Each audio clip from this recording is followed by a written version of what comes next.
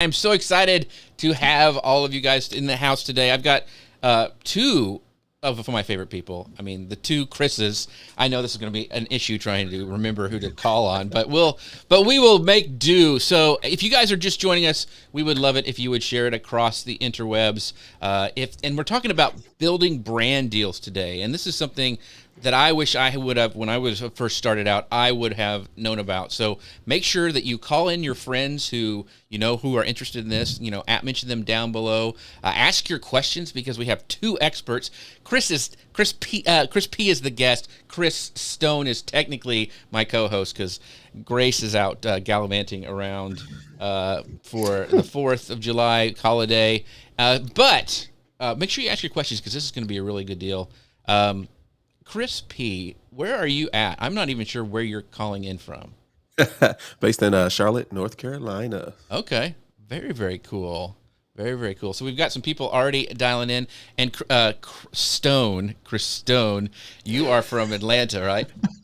Or I'm just down the road from Chris P in Atlanta. What, 3.5 hours away probably from Charlotte. So yeah, I'm based here in Atlanta. Happy to be on my most favorite live show on the interweb, social media news live.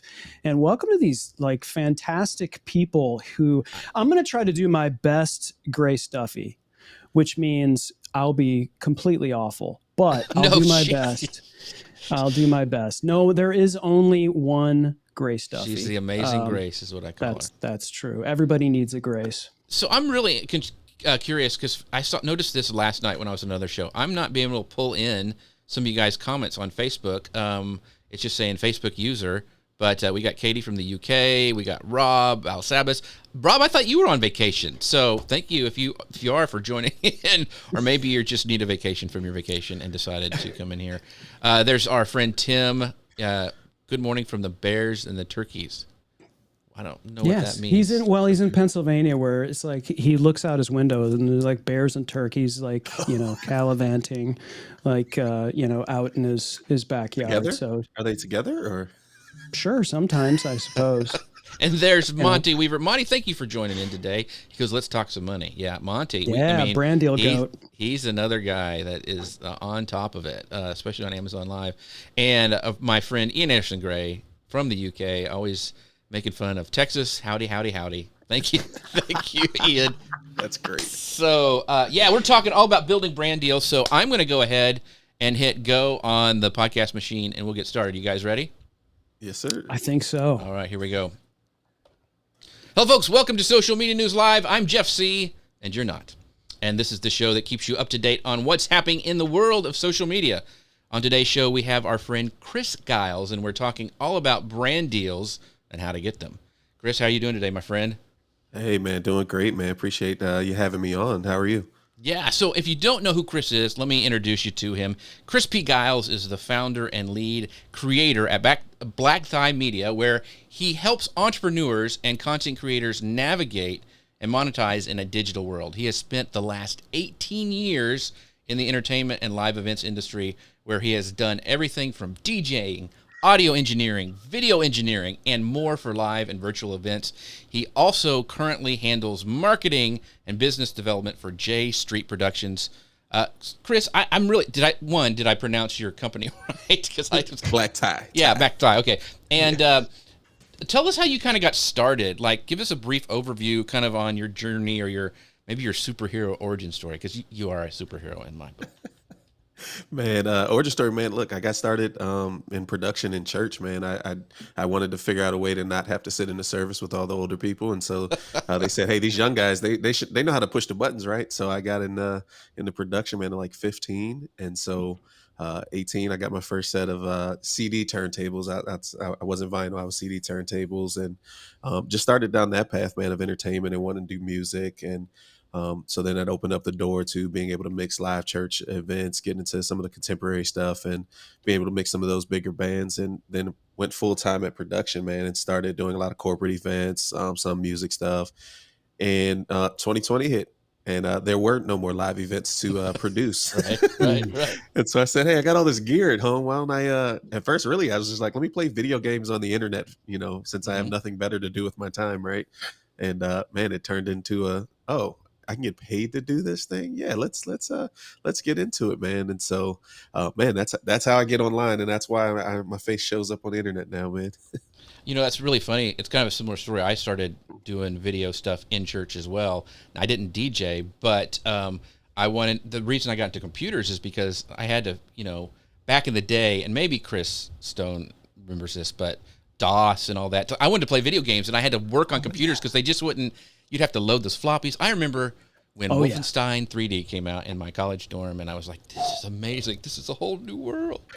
So anyway, Chris Stone, tell us a little bit about yourself, and he's filling in for Grace today, but he's amazing. I've seen him over on Dealcasters. That's my favorite show on the interwebs. So talk a little bit about, your origin story, how you got there, and a little bit about Dealcasters. Yeah, I'm Chris Stone. I'm not Grace Duffy, and I know a lot of people get us confused. That's right. So I just want to make that clear. But I'm Chris Stone. I'm at Cast Ahead at castahead.net, and I work with motivated entrepreneurs to do their show because they don't want to know how the sausage is made. So I do that for them, and I also co-host a show with my good buddy Jim Fuse on Amazon, and it's called Dealcasters, and we have a blast doing it. And that's how we met Chris P Giles, who's on the show today, Tech Talk with Chris. We saw this guy playing video games and then talking to people as they came in and telling them what computers to buy and what headphones they should be. And I was like, okay, this guy knows what he's doing. This guy knows what he's talking about. And we became fast friends, so much so that we were able to meet in person for the first time down in Orlando at Podfest and VidFest on an entire day Friday for Amazon, and be able to help other people go live on Amazon like Ian Anderson Gray is now. That's and right. just crushing it. So looking forward to chopping it up with you gentlemen today. Yeah. So and I got to meet Chris Giles there as well in Florida. So that was really, really cool because I had been watching him as well. I stalk a lot of people. I just want you to know. So he probably didn't know me at all, but I stalk a lot of people. So I was watching his shows over on. It's okay. I was watching you too, man. It's all good. That's all right. See, it's easy. Yeah. So before we talked about meeting people, and one of the things I want to do a big shout out to my friends over at ECAMM, and you can find out more about them at socialmedianewslive.com/ECAMM. They're going to be at Podcast Movement coming up the end of August in Dallas. So if you guys want to come hang out with them, they're going to do a bunch of cool stuff. They've got a booth. I think we're actually going to broadcast this show on Friday morning from the booth. So if you want to come and say hi and check that out, that's going to be a lot of fun.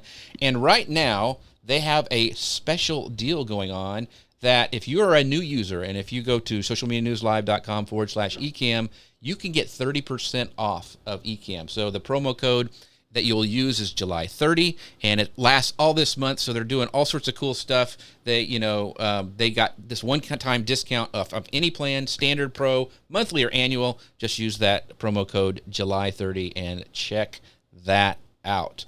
All right, let's get into it because, like I said at the top of the show, I wish I would have known what I know now when I first got started. And both of these guys have really. I've watched them make brand deals.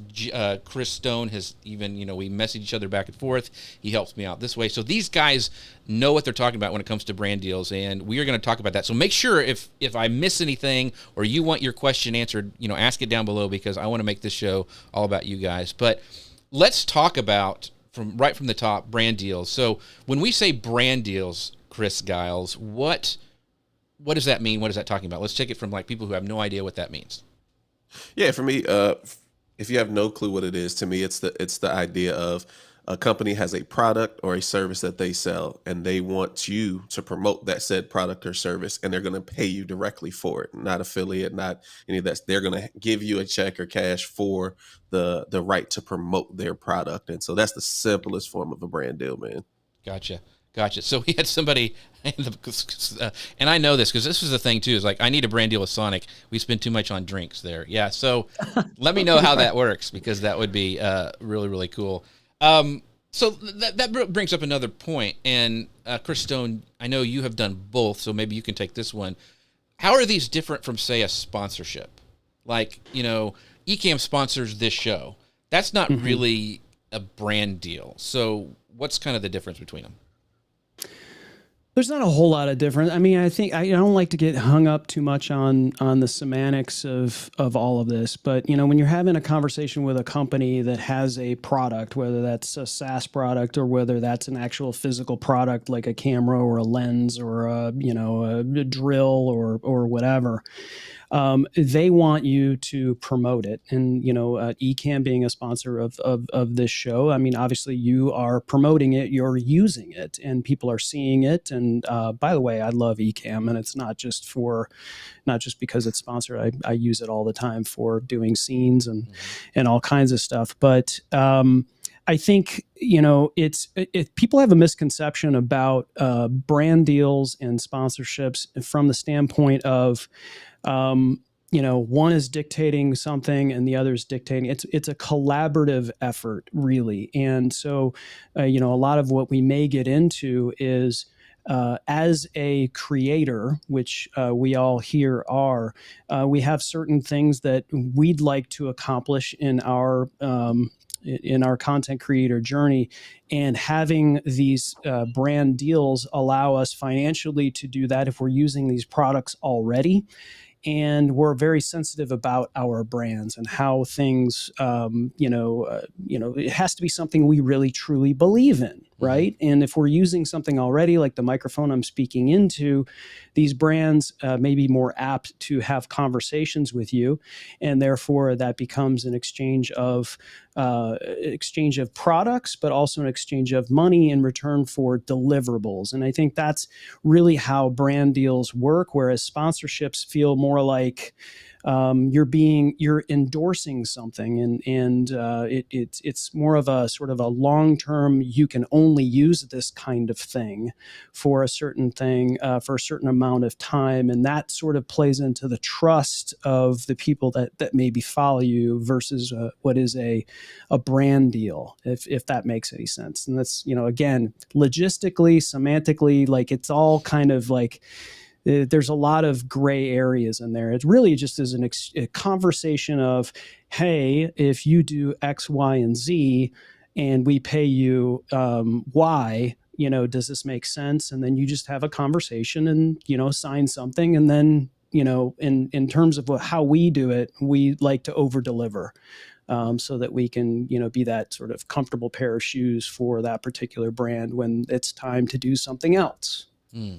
So, Chris Giles, can you actually have both at the same time? Can you have a sponsorship and a brand deal? I mean, I know I've seen some YouTubers who have done, or I guess it could also, like, you do a brand deal, then it could morph into a sponsorship if you're doing a live show. Have you seen that happen before? Yeah, absolutely, man. I think, just the way Chris Stone explained it, right? If this show is sponsored by ECAMM, right?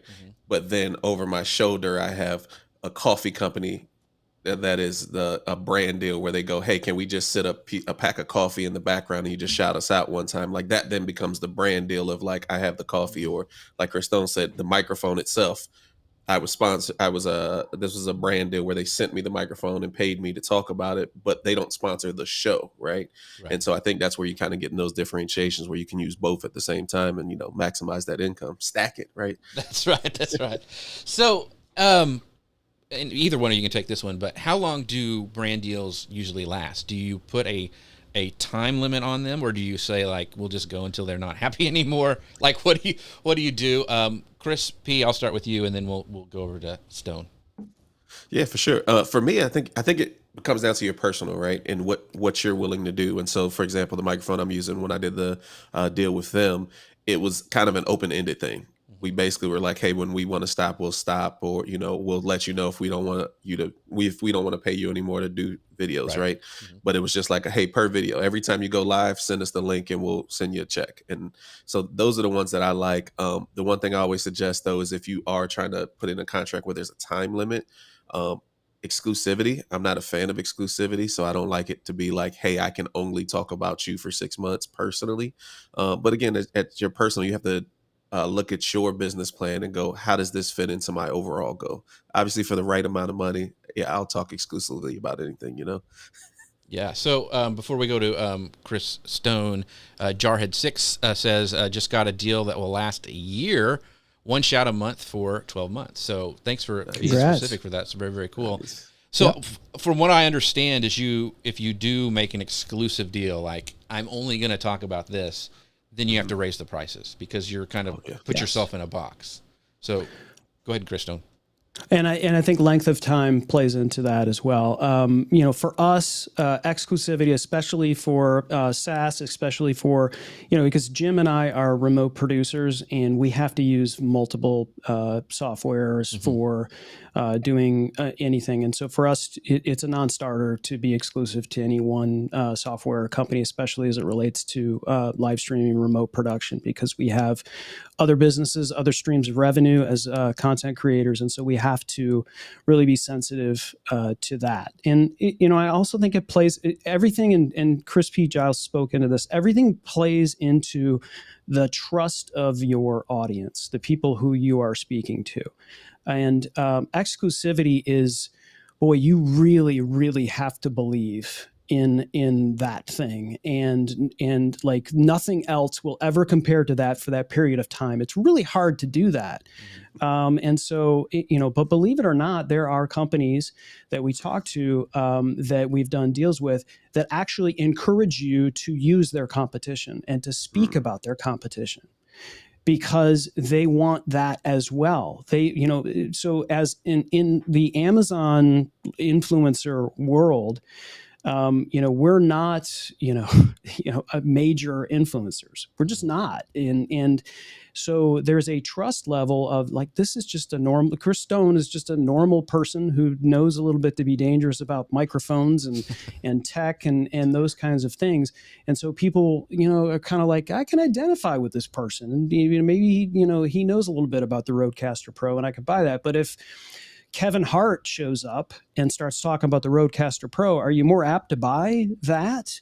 And so I think a lot of brands are realizing, especially on this platform with more nano influencers and more micro influencers and whatever, people that have thousands of influencers, thousands of followers, not tens of thousands or hundreds of millions, that they have power on platforms like this. And so if they're using varying products and being able to talk about those varying products, it actually behooves that brand to be a part of that mix, as opposed to being exclusively the one and only particular microphone brand that a tech influencer uses. They'd rather just be a component of that, and then they have a longer game that they can, be a part of that whole thing, if that makes sense. Yeah, I think what you said is the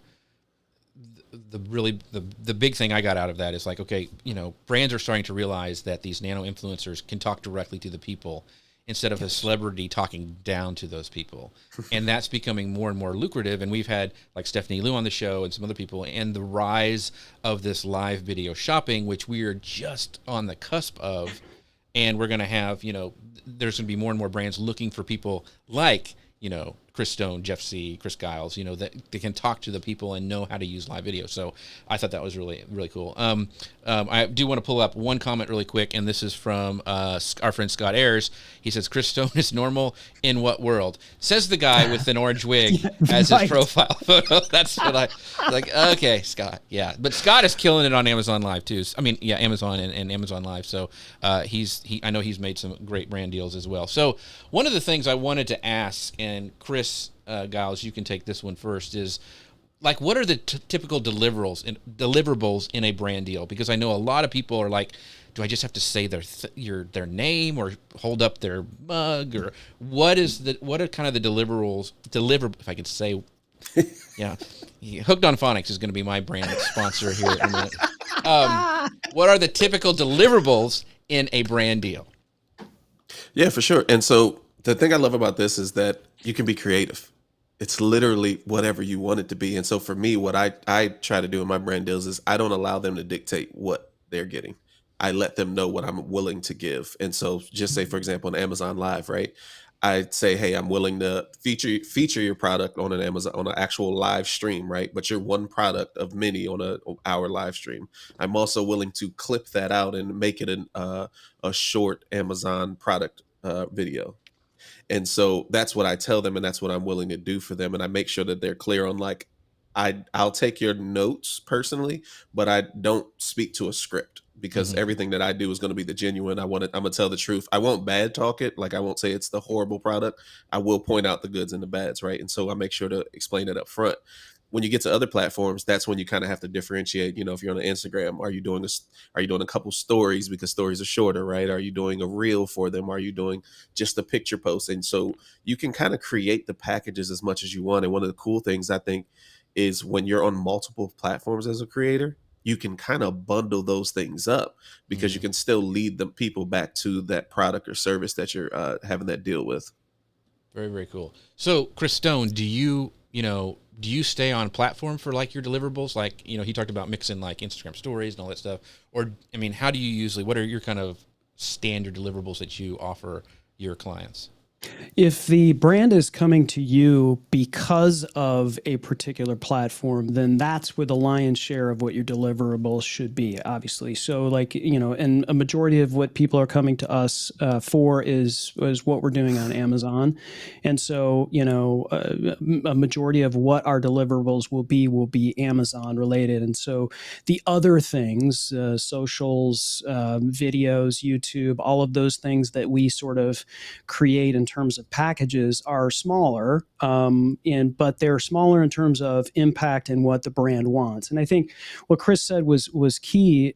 Chris P, what he said was key, was because you should create packages for yourself as an influencer, and there should be if a brand comes to you because of your Amazon show, here's what you can provide to them at this particular price, which is shoppable video, featured in a particular live stream, and whatever else you can do for them on Amazon, your shop, all of those things that you can do for them. Create a package, but also keep it in pencil for two reasons. Number one, not every brand and not every product is the same. They're all different, and they're all going to have different needs. And you should sort of serve that brand's needs, so that they're more apt to come back to you. They feel like they're getting some value from you.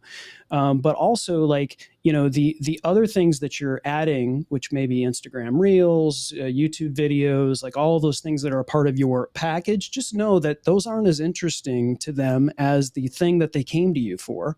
So that's a nice thing, but don't spend too much time with that. So, create a package that's kind of malleable, that you can just kind of change for that particular brand, for that particular product. But also be ready to raise your price.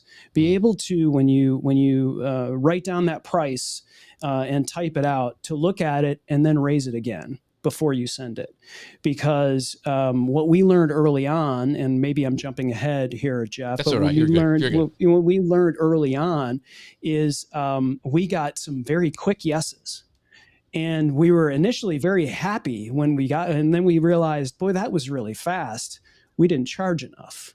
Right. And so I think that's the other thing you got to realize is, especially a lot of these Amazon influencers aren't used to having these conversations with these brands. And so you hear these stories of them either not charging or charging very little. And then you realize, like, you're a lot more valuable than that. So we learned early on to raise those prices, and even raise them again the longer that we're able to do that, and increase the value. Because if you do get no's, then that may be no for now, but it may be yes later. Yeah. So, Chris P, because Chris Stone opened this door, let's talk a little bit. And I want to do a shout out, because our friend Randall Constant over on Amazon Live says, "Hey, Chris and Jeff." He says, "Chris can be dangerous." He didn't say which one, so we're just going to lump you both in together. You're both We're dangerous. both full of danger. That's right. Yes. Exactly. So, Chris P, talk about like your strategy for pricing. Because I think, especially for people watching who are, trying to navigate this maybe for the first time, this kind of advice is really invaluable. So what is your thoughts on pricing? Yeah, for me, one of the things, the way I started originally was I said, what is it that I want to make an hour? Just in a theory, right? Because that's something that most people's mind can wrap their head around, right? And then I go, okay, 15 you can get at a regular place. So it's like, let's ramp it up. If I'm going live on a live stream and I want to make $50 or $100 an hour, that's where I start at, right? And then what happens is as you grow, you test the waters and you just literally, I started sending out higher numbers when Chris said he sent it and they said yes too fast. Right. I was like, okay, they said it too fast. Next time I'll double it and see what they say. And literally just keep raising the price until you get so much pushback that you're like, okay, this might be my sweet spot. Another thing for me, and like we were talking about the packaging earlier, right, is when you're thinking about the deliverables, thinking about your strategy and how long it takes you to create that content, right? And so for a live stream, right, me personally, I'm at the hip. I literally just put a bunch of stuff on the table next to me and I go. There's no plan to it. I'm just that kind of person. And then so for a shoppable video, right, to me that's an extra add-on. But it has a perceived value, because for me, what I'm gonna do is I'm just gonna go chop it out of my live stream. I'm not creating a second video, and so I add that in, and now it's a perceived value of, oh, I get a live stream and a shoppable video, and now I can add a premium on that because it is, to them, it's a perceived value case. So that's how I get started in there for me. Awesome, great advice. And we do have. So I saw him speak at the Amazon Day. We have Justin Moore, who is like the brand deal guy, saying, yo, my favorite topic. Yeah. He killed it on those that your panel, or you're having him talk. So yeah, that was he's really cool. he's fantastic. If anybody wants to know and follow up after this show, how to, the levels above me for sure in terms of dealing with brands, Creator Wizard, Justin Moore, look him up on YouTube, and definitely at a minimum go and subscribe to Justin Moore's email list. It's free to you. And I don't know about you guys, but I subscribe to probably too many email lists, right. Some on purpose, others like, how the heck did I get on this list? But Justin Moore's email list, that thing, every single time I open it up and every single time I read it. That's how valuable it is. Not only is it just valuable mindset stuff, fun memes as a content creator dealing with brands, but also a list of, here are a bunch of brands that are like looking for content from you that will pay you in every single one of those emails. So go and subscribe to that. Yeah, great advice. I did that when I heard him in Florida. So Jarhead 6 Studio says that, when we were talking about, saying yes very quick, he says, that's happened to me. The brand says yes very, very quick. And something, we talked about deliverables before, and something that I have done is I'll list a lot of deliverables, and have a huge price, because then I can pare it down. Like, yes. Instead of like going like hitting small and they say yes too quick, I do something that I'm pretty sure they're going to say no to, but I can take stuff away. But then they can come back and say, well, if we want to do this later, how much, you could do it that way. So start the kind of the opposite way than going the other way. So anyway, that took me a long time to learn, because I did a lot of free stuff. So let's talk about, the big elephant in the room. And we talked about Justin for one of the things. If you want to get brand deals, sign up for his newsletter. And we'll drop that in the show notes after the show. But here's the big question. Like, how big do I have to be before I can get a brand deal? So Chris P, take that away. Man, I think so. The funny part about this is I'm not a size guy. Like I consider myself a nano micro influencer, whatever the actual term is, right? Like if we're looking at Amazon Live specifically, like I have 500 followers over there, right? And so I don't sell on followers though. I sell on the fact that if you have a product on Amazon, I know the strategy of how to get your product seen and move units. Mm-hmm. And so for me, that's what it becomes to, is the value proposition. What value can you give to a brand, right? I mean, you can have 1,000, but if you have 1,000 people, that 900 of them are going to go buy what you say, then you just kind of communicate that value to that brand. And so to me, any size, man. And guess what? Ask. The worst they can say is no. Yes. You didn't have it before, right? That is so true. Being able to just, and I don't know why so many of us wait, that we don't think that we are big enough, or we're, we have enough followers, or our show, whatever. And man, that if there's one takeaway you can take away from the show, it's this, is like, ask the worst they can do is say no. It doesn't hurt you at all. It's not gonna like cause you anything, but it could. Even if they say no, it could develop a relationship later. And so being able to talk to brands and being able to like have just their email address is a great thing. So, Chris Stone, what do you think? Do you want to know how to be able to talk to brands? Start talking to brands. Right.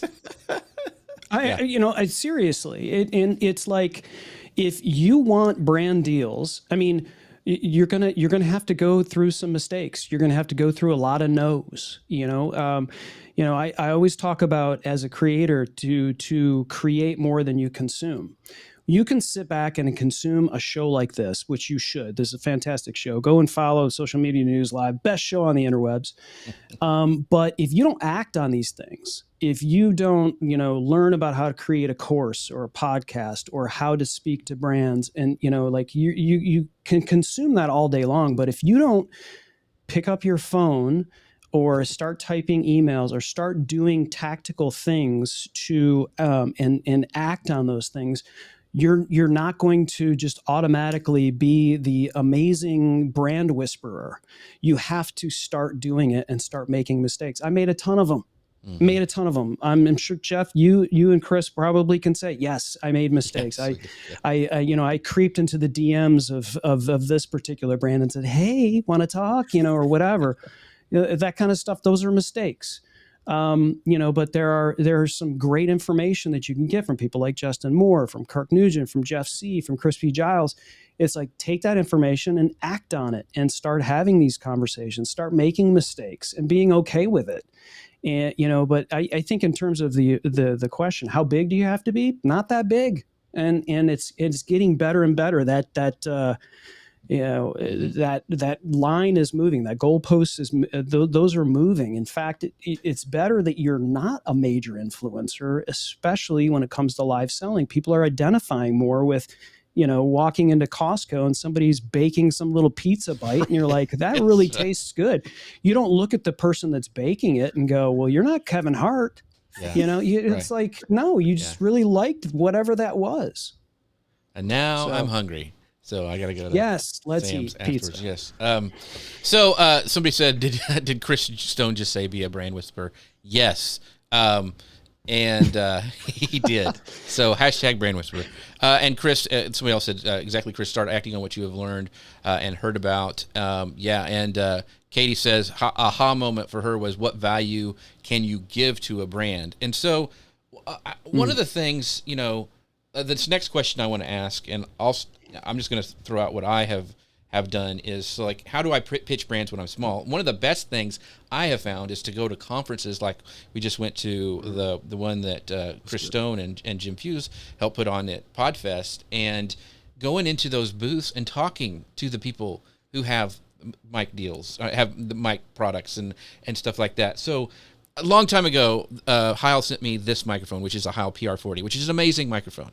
Well, I met them at a conference. I met them and sat down and talked to them, and they're like, "Hey, do you want a mic?" And I'm like, "Well, yeah, I do." So send it. But the cool, and then also I think is the importance of the community that you're in is not having this scarcity mindset and being able to go, like, when they were Heil microphone was at PodFest, and I was able to take Jim Fuse from Dealcasters and go, "Hey, this guy, he's on Amazon Live too. He'd be a great fit for you guys." And so that stuff started happening. So the relationships I think we need to also talk about is like the networking and helping each other out, but also just getting FaceTime at a booth and like, tell me about your mics. And by the way, I'm an Amazon influencer or whatever, or I do live shows, or I have a TikTok channel or whatever. So Chris P, talk about how when you're small to get those deals, some other things that you have found that are helpful. Yeah, I love that. Like in Katie's question, she was like, what value do you add? And what you have to look at is yourself and what you provide personally, right? And so, if you're a mom blogger, right, then you go, hey, I'm a mom blogger that I have, 500 other moms that come join me on Amazon Live or on Instagram and ask me questions about this kind of stuff. I would love to promote your product to them because I believe in your product. One thing for me, so again, in my story, right, I'm a production guy. And so my setup is a higher level with the lights and the nice camera and all that. And so on one of the brand deals, like for the microphone company that I did, I met them to talk about Amazon Live. And then they said, hey, we actually have a show on Alibaba. There's an Alibaba Live, and we're streaming it from our phones, and it's just some people in the office, and they're streaming it vertical at a conference table. Can we pay you to do what you do on Amazon Live for us on Alibaba? And of course, I'm like, well, absolutely, because I don't know anybody else on Alibaba, right? So yeah, I'll take the shot. Like, and so that for me, that was the value that I personally had, because that's the space that I'm in. So just think about what it is you personally have that's different from other audiences, or unique, that you can share, What about you, Chris Stone? Yeah, I love that perspective. I think I think we have to realize, like, nobody knows who you are, and most people don't care. I know I'm not trying to deflate anyone or pop any balloons here, but don't automatically assume that people know everything there is about Amazon, live selling, or your brand, or what you're doing. And so you got to go and you got to get it, and that you've got to go and make yourself visible and make yourself aware. And don't just assume that if you just put your card table out on the flea market, that people are going to flock to it. And so, you've got to, when you have that sort of mindset and think, oh God, everybody knows about Dealcasters, and they don't. So if you want to talk to a brand and get a brand deal of something that you really like, the first thing that we do is we actually use the products. We have a conversation with Shure. One of the first things they said is, you guys use the product. You guys understand.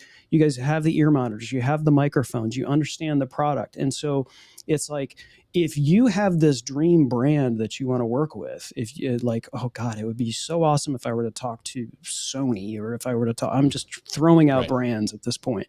Well, if you don't use it and you just want that product from that company, you're probably not going to have a conversation with them, so go and use it and understand it, and then do tactical things like, follow them on social, start responding to them, start, making yourself aware of who those people are, start finding out who those people are that are in charge of influencers, find other influencers who do have deals, who are talking about those particular brands, find out, to your point, Jeff, network with somebody. Like, if I really wanted a Heil PR40, or I really wanted to work with Heil, and I saw that Jeff and Scott Ayers as well has a PR40. Hey, do you guys know anybody at Heil? Oh yeah, I know, this is, or whatever. Like, that's how you start to, open doors. Don't just sit back and think, if you go live as an influencer, that you're going to be approached by these dream brands. You'll get approached by brands for sure. Our inboxes are full of brands. Yeah. But 99% of those are not dream brands. And so you just have to be tactical about it, and you have to sort of mix and match both of them, because you can't say no to everyone. You want to be able to work with brands because you want to get those reps in. Yeah. One of the things, we'll talk about this later, but kind of some of the brand deals, but I want to talk a little bit. So we kind of, how we approach brands, but then how do we actually find those brands other than networking and stuff like that? Like, if, for example, a lot of brands do not even know about Amazon Live or shoppable videos. They have no clue. And I've talked to some, even at that conference we were at, they were like, I don't even know how to find out who's an Amazon influencer. There's no real database or anything. Like, you can't, and you can't really search it like you can TikTok or Instagram or something like that. It's just like, you just kind of run across it. So, how do you find brands? Like, let's say you're a small influencer, and how do you find brands? Like, for example, I want to really get a brand deal with Mercedes. So, like what Chris Stone said, I'm just going to go buy a Mercedes and use it. That's a great idea. Yeah. It's a fantastic I'm sure my wife let us will know how that love works. idea. It's a business. It's a write-off, right? Yeah, exactly. So talk about, like, make sure you click my affiliate link before you buy the Mercedes. And we might as well get into this now, because when you start doing stuff and you mentioned your inbox getting full, you're going to get all sorts of junk sent to you.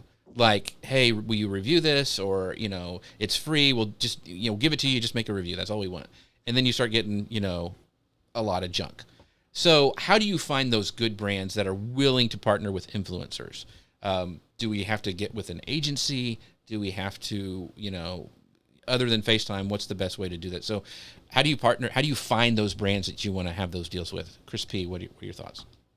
Yeah, so this is funny. Literally, this is a process that I went through and I got a VA to do it. Obviously, you can do it yourself. But what I did is I literally said, what do I talk about mostly, right? What is my main thing? So for me, it's tech, right? And live streaming, that kind of content.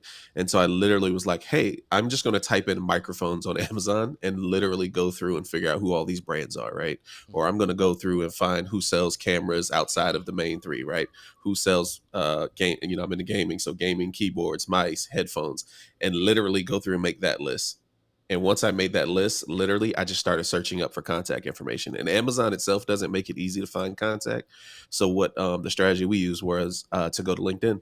And we'd literally type in LinkedIn and go, marketing department, influencer. Like we would just try to use those keywords, but you would literally put, like my keyboard is Corsair. So I'd put in Corsair marketing and try to find somebody that's in that position and connect with them. And literally now you're just cold messaging them like, hey, have you ever heard of Amazon Live? Like, I saw you work at Corsair and I love your products. I'd love to see if there's something we can do together, because I know that's what you're trying to do. You're trying to sell more of your product. And I know it's not for sale on Amazon specifically, right? And so that's one of the ways that we took that path. So real quick, a follow-up question to that, Chris P, is the messaging, the way you just said that. I think a lot of people don't understand how to do an ask. So can you dive in a little bit with that? Because you mentioned, hey, I use your product, I love it. I would love to, instead of like, this is my rate, you need to, you don't know how you've gotten those before. So talk a little bit about messaging when you're approaching those brands. Yeah, when we were talking about value earlier, right? For me, what I understand about people in general, this is the world. The world is everybody's selfish. And so if you're the marketer at Corsair, you don't care that I'm on Amazon Live. You don't care that you don't even really care that I have 1 million followers, right? That's it. Until I go, hey, this is the value I can add for you. There's a new platform that I can get more eyeballs on your product and help you sell more of what you have. And this is how I would do it. I would love to see if we can partner together. So it's always lead with what you can do for the other person, and not, like you said, the selfish ask. And again, on the back end, you're asking for something, but you're giving first. You're providing something first. So Chris Stone. God, that's so good. Yeah, it is. That's so good. It's perfect. You're going to make me respond to that, Jeff? Well, no, I want to take it. I want to take it a different way, because you mentioned before, like we a lot of times we think that we don't have enough followers, we don't have enough value. And what Chris P said was like, here's, you want to show them your value. But what if you're just getting started out, Chris Stone, and you feel like I just made influencer, do I have to wait a certain amount of time, get so many followers? What is my value when I'm first getting started, and how do I communicate that to brands? I think confidence is a huge issue. And so you have to have that confidence. I mean, you heard Chris, speak with confidence just now, talking about, here's what I can do for you. There's no reason why you can't have that same confidence, even if this is the first time you're having a conversation with a brand. There's no reason, because if you are confident you can deliver this, then no matter the price, that this is your first conversation with a brand, and you're confident you can deliver that to this brand, then you should be able to do that. And if you get a no, then you get to go to the next one, and then go to the next one, and learn from each one of those conversations. That confidence is like, you said it, you countered it, Jeff, and you said, you're buffered it and say, oh, I'm just a brand new influencer. It's like, so what? It's like, you're an influencer. we all started there, right? And so I don't know who came up with this thing years ago, that in order to be a X amount of influencer, you had to have this social proof, right, of X amount of subscribers or followers. In this particular world, in live selling, it doesn't matter. It is inconsequential. With the value you can bring on this platform, if you're an influencer already with 100 followers or 10,000 followers, there's not a huge difference. There really is not a huge difference, especially knowing on Amazon that there's less than 2,000 total influencers with 50 million YouTube channels, that there's only like less than 2,000 influencers on it. And of those 2,000, a couple of hundred are really leaning into this. You have a huge advantage to a brand on the biggest mall in the world. Well, second biggest. I guess Alibaba may be the biggest. And Chris P Giles has a cumulative advantage over everyone being live on Alibaba right now. But I just, there's no reason, no reason, if you're an Amazon influencer, that you should not have a conversation with a brand and say, I'm an Amazon influencer. It was a perfect way of the way Chris said, is like, I use this, I use your product. Here's how I use it. Here's what I can do for you, because just like he said, and I mentioned earlier, they don't care about you. They only care what you can do for them in their job to make their job easier. When they're sitting on the Zoom call with their bosses in a conference room, what are we doing about influencer marketing?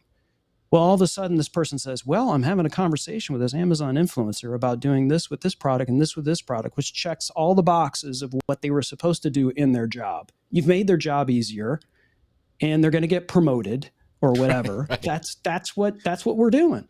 We're helping them in their job. And oh, by the way, getting paid to talk about brands that we like. Yeah. I think too, you mentioned, the bringing the value to them. And so this is, to be honest, is total transparency. Prime Day is, coming up the 12th and 13th. I approached brands and said, hey, I'm going to go live a lot for Prime Day. If you want to be a part of this, here you go. And that was my opening.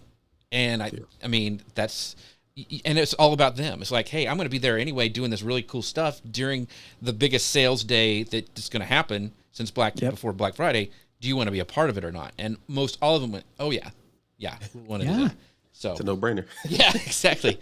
So let's talk a little bit as you grow, and and I've seen this happen more and more, is agencies are jumping on these influencers. And the funny thing is, I'm going to backtrack a little bit. I think we've all been in this space long enough to know that a lot of influencers don't make any money, and so it's all kind of shadow and smoke. But and we were talking about these small ones, but brands are some of these agencies are starting to notice, like, especially like we talked about Amazon Live, Amazon influencers. There's a dollar amount, like you are converting sales, and so these agencies are coming, out of the woodwork trying to partner with some of these influencers. Like, when should you hire an agency, or when should you be a part of an agency, and like what's their typical cut that they have? Chris P, what's your thoughts on that, on agencies? I think it becomes like hiring anything else. And so I think, one of the things is the mindset, right? Is you got to look at this as a business. As a creator, it's a creator business. And so for me, one of the things that I recognize is that at a certain level, I have to delegate stuff, because I only have so much time to go live. I only have so much time to send emails personally. I only have so much time to answer emails personally. Like, Christone said, like, our email box is full, but somebody still has to go through it to see which ones are the actual brand, because you don't know until you open it up to go, oh, this is bad. Okay, this is a good one. Let me respond, right?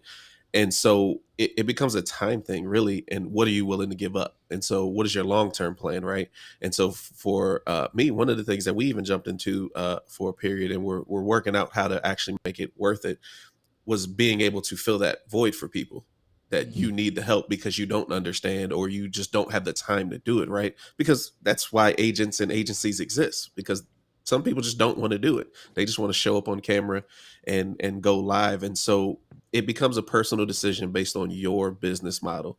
I mean, again, the percentages can range anywhere from, I've seen some as low as 3 or 4%. And these are like, because they have millions and millions and they make a lot of money, to, up to 15 and 20%, which sound harsh, but generally those are the ones that you're really only getting paid a couple $100 per thing. And so they have to somehow recoup the hours of having somebody look through your stuff.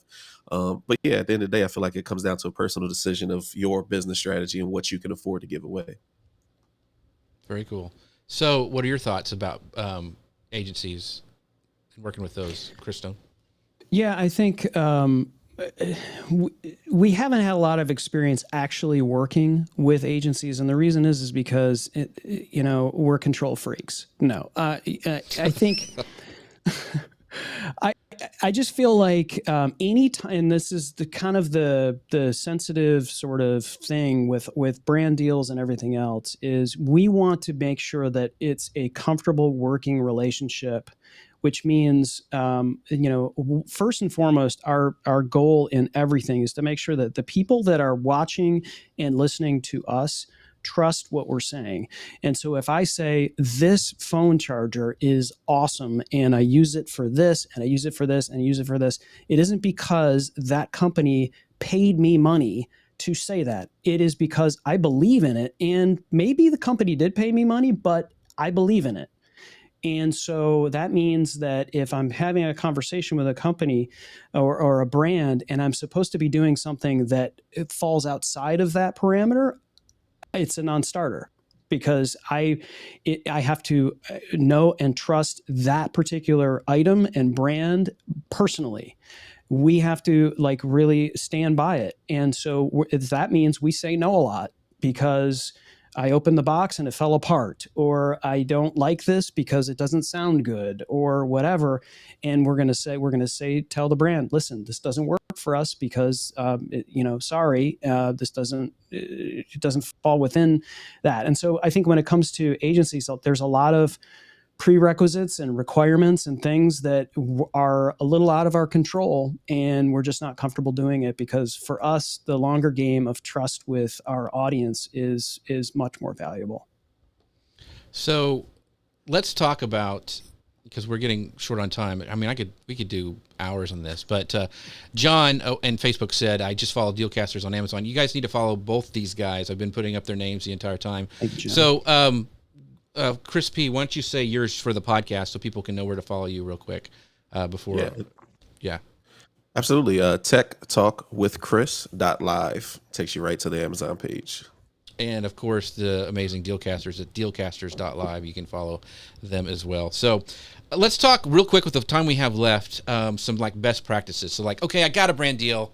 How cool is that? Okay, now what do I do? What are some of your best practices, Chris P? What do you like to do when they sign on the dotted line? I know both of you guys over deliver. So I know, sure, that's one of them, but what are some other best practices for working with brands? Mine's gonna sound crazy, man, because I'm that straightforward guy. One of the things, like Chris said, was that the authenticity of the product, right? Whether you like it or not, type thing. So you prefer to do products that you like. I actually I'll take the deals and say, hey, I'm talking about your product, but just know that I'm gonna be honest about it. I don't have they had a 360 camera and it didn't work on my live stream. And so they were upset by it. And I was like, well, on my deal, I was very clear in the deal that I don't open the box until I go live. And so if it doesn't work, you should really fix that.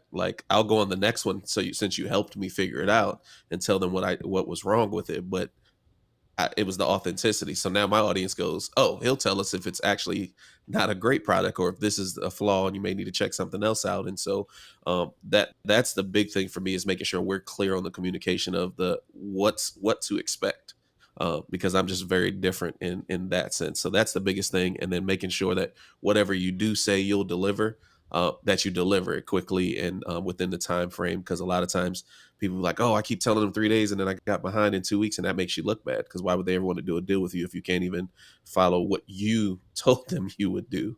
So those are kind of my two best practices, man.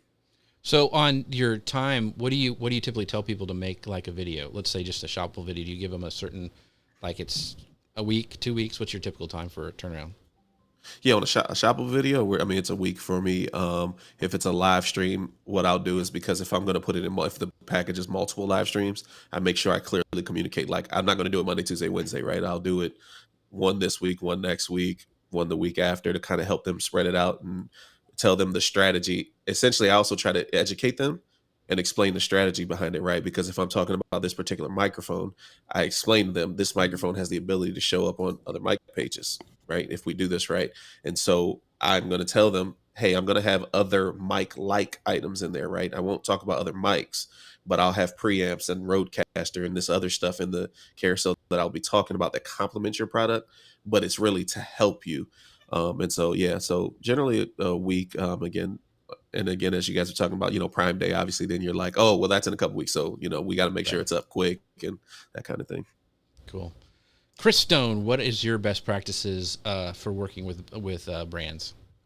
Yeah, I love what he was talking about. I think it just falls under there's a misconception, especially from the brand world, that a lot of influencers are kind of flaky and creators and just sleep until 11 and do what they want to do, and I think be professional. Answer their emails, be clear. I love that, what Chris is talking about is let them know what to expect, not surprise them with something out of the blue, like, oh, well, you didn't tell me you were going to have this, that, and the other. And maybe, so I think, what you need to do, especially if you're in a conversation with a brand that is paying you and sending you products and there's expectations, really be clear with them on, get some context about their company, find out what their not just their expectations of, deliverable, 1, 2, 3, 4, 5, but like, tell me a little bit more about your company. What's the culture like? Like, what do you guys have coming up? Do you guys have any sort of promotions that are coming up? Like, what's a big focus right now for you guys? Like,